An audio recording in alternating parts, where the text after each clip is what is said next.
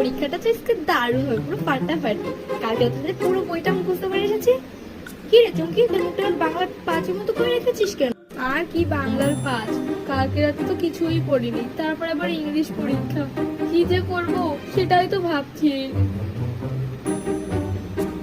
পরীক্ষা তো না, যেন ফ্যাশন শো দিতে এসেছে। হাতে ব্রেসলেট, কপালে আবার টিপ। শোন, আমার খাতা যদি টানাটানি করেছিস একদম প্রিন্সিপাল ম্যামের কাছে চলে যাবো। খাতা নাকি দিবে না? 10টা তো বেঁচে গেছে।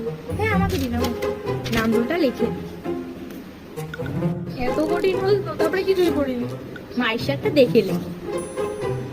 শোন, ম্যাম কিন্তু বলিনি কিছু, বুঝছিস? আরে আরে আমার খাতা দেখে তো। চুমকি, তুই কি বললি? ম্যাম দেখো, চুমকি আমার খাতা ছিঁড়ে ফেলেছে। ম্যাম আমি তো এবারে করিনি। এই চুমকি, তোর পরীক্ষা ক্যান্সেল, যা এখান থেকে। কি, আমার পরীক্ষা ক্যান্সেল?